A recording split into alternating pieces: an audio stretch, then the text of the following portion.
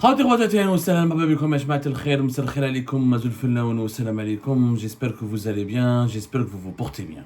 Nous avons donc rapporté aujourd'hui une information très importante. L'Algérie, depuis le 23 mai 2024, a signé le premier protocole d'accord qui lui permet de faire un partenariat avec un géant mondial qui est la grande compagnie ExxonMobil de se lancer dans la production et l'exploitation du gaz de schiste. Ce qui était uniquement un projet, ce qui paraissait être une utopie, ce qui était uniquement une intention, un vœu ou une envie, va ou la pourrait devenir un projet. On l'a raconté dans la première émission, brièvement nous avons la résumé. ExxonMobil a signé un contrat, un protocole d'accord, c'est pas encore un contrat, c'est-à-dire c'est un document qui dit que nous allons travailler ensemble pour aboutir à un accord de production et d'exploitation du gaz de schiste sur deux bassins, le bassin de Ahanet, le bassin de Gourara. L'Algérie a 7 bassins où il y a des réserves de gaz de schiste. Le bassin le plus important, c'est Ahanet, dans la région de Ain Salah, du côté d'Adrar, ou le bassin de Gourara, du côté de Timimoun. Donc, durant ce que dit ce protocole d'accord, c'est que pendant une année à 3 ans maximum, il faudrait que ExxonMobil fasse de nouveaux tests pour évaluer réellement les capacités, les réservoirs de l'Algérie, combien on peut extraire de gaz de schiste, qu'est-ce qu'il faut comme dépenses, comme équipement technique pour exploiter ce gaz de schiste, comment l'acheminer vers des centres de production, comment ensuite l'exporter vers l'étranger. Donc, c'est entre une année à 2 ans, 3 ans maximum. Pendant ces 3 premières années, il s'agit de refaire des études, d'actualiser les évaluations. Parce que l'Algérie, depuis 2013, on se base en ce qui concerne les réserves de l'Algérie en gaz de schiste, où l'Algérie est classée 3e au monde. Ce sont des estimations. Maintenant, il faut passer ExxonMobil, c'est un géant mondial. Il ne va pas investir, comme c'est beaucoup d'argent, le gaz de schiste, parce que c'est des forages qui sont différents du forage du gaz conventionnel traditionnel. C'est des techniques où il faut beaucoup d'eau pour faire de la fracturation hydraulique. Donc, ce sont des dépenses et des investissements techniques et financiers importants. Pour cela, ExxonMobil doit avoir les informations les plus détaillées sur les réserves prouvées. Parce que dans les hydrocarbures, on a 2 types d'évaluation. Une estimation théorique et une estimation basée sur les réserves prouvées. C'est-à-dire qu'on fait des forages pour dire voilà ce qu'il y a dans ces gisements-là. Et au bout de ce processus, il y aura en finale un accord de production qui permettra à ExxonMobil de commencer à extraire le gaz de schiste pour ensuite pouvoir l'exporter. Il faut savoir, que Algérie Part a été pionnier dans les investigations que nous menons sur ce domaine-là. Et que je vous rappelle, c'est que si aujourd'hui ce protocole d'accord a été réalisé, c'est historique. ExxonMobil, c'est un géant mondial parmi les 5 plus grandes compagnies pétrolières et énergétiques et gazières du monde. Donc ce protocole d'accord lui permet de s'implanter en Algérie.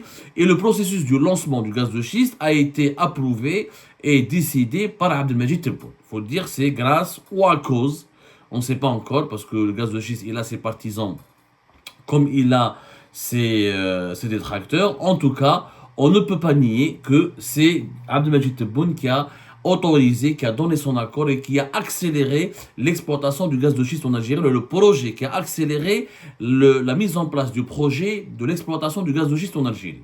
On a rapporté ça le 7 juillet 2022. Algérie Part, le 7 juillet 2022, il avait publié un article exclusif.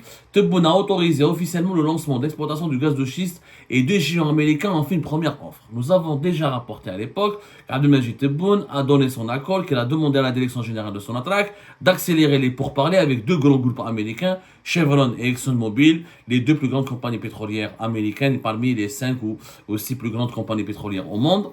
Et à l'époque, 3 gisements ont été visés. C'était Berkine, dans le bassin de Berkine, le bassin de Gourara et le bassin de Ahanet.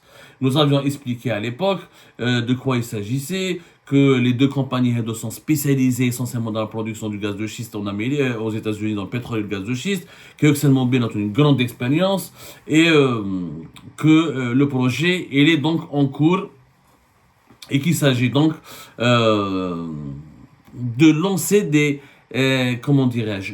discussions sérieuses. Il faut savoir que le projet du gaz de schiste, tout à l'heure dans la première émission, c'est depuis le régime Bouteflika.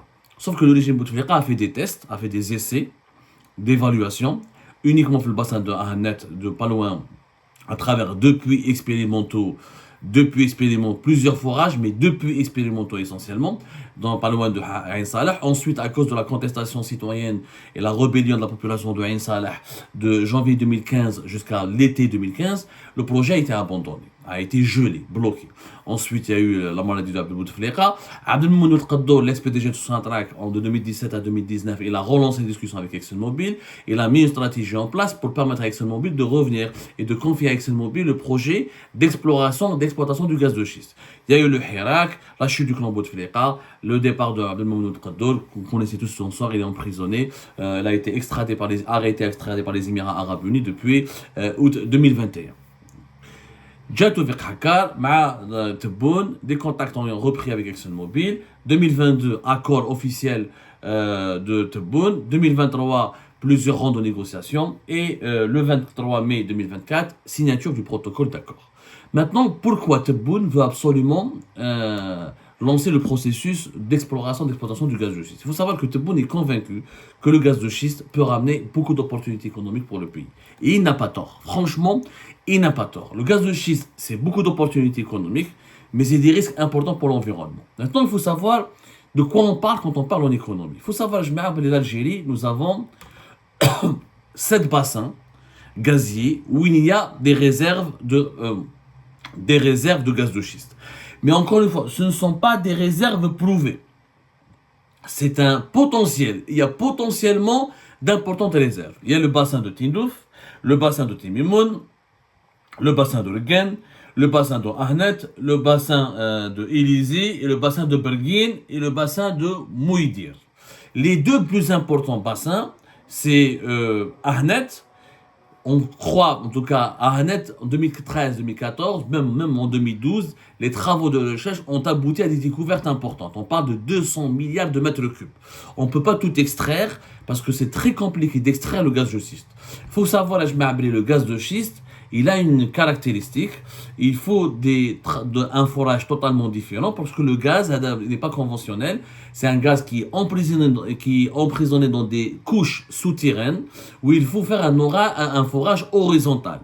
Le gaz traditionnel, il faut faire des forages verticaux. Le gaz de schiste, il faut un forage horizontal. C'est-à-dire que il faut faire un forage qui va traverser dans le sens de la longueur de la roche. Il faut faire ce forage horizontal pour extraire d'importantes quantités de gaz de schiste.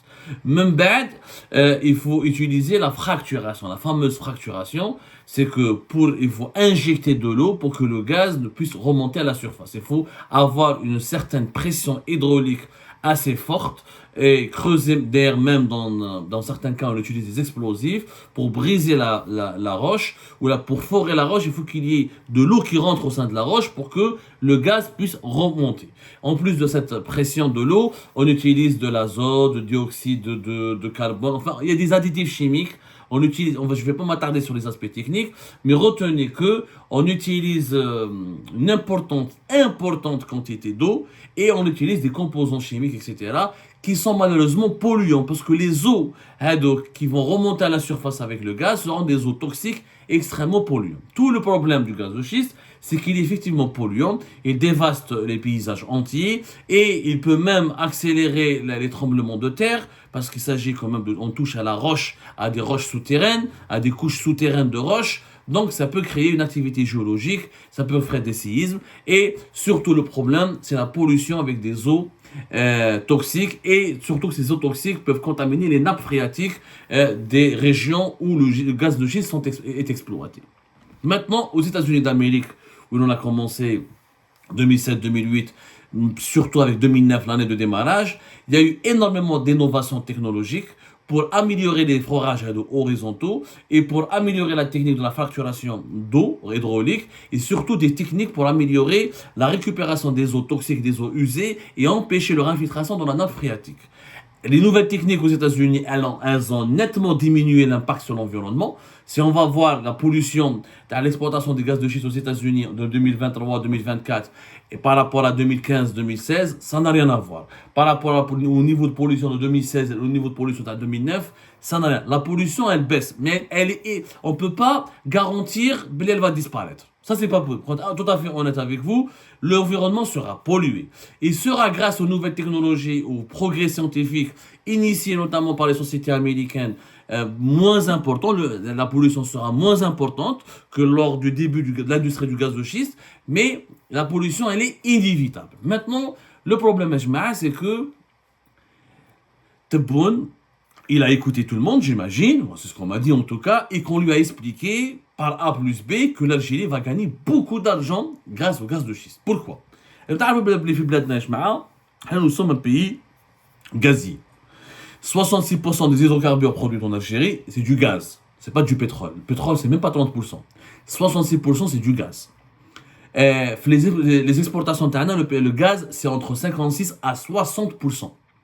Et nous gagnons nos devises essentiellement grâce au gaz. Par exemple, nous l'année 2022. Durant l'année 2022, l'Algérie a exporté pour 15,3 milliards de dollars de pétrole. Et à cette époque, j'ai choisi l'année 2022 pour que vous compreniez un petit peu l'importance, parce qu'en 2022, le baril du pétrole était à moins de 100 dollars. On a gagné 15,3. Par contre, le gaz naturel nous a rapporté plus de 19,3 milliards de dollars en 2022. Ça, c'est le gaz naturel normal qu'on a exporté via des gazoducs. Ou avec le GNL. Le GNL, c'est du gaz naturel qui est transformé en état de liquide et qui est exporté vers l'étranger, acheminé via des navires méthaniers. Et là, en 2022, ça a fait gagner à l'Algérie 7,1 milliards de dollars. Et quand on calcule 19,3 du gaz naturel classique plus 7,1 du GNL, faites les comptes, on est à plus de 26 milliards de dollars quand même. C'est quand même important. Alors que le pétrole, c'est 15,3 milliards de dollars. Le gaz rapporte 10 milliards de dollars de plus que le pétrole pour l'Algérie. On est essentiellement un pays gazier. Maintenant, le gaz de schiste, ce qu'il va nous permettre, c'est qu'il nous permettra d'augmenter notre production nationale et d'avoir du gaz qu'on peut exporter.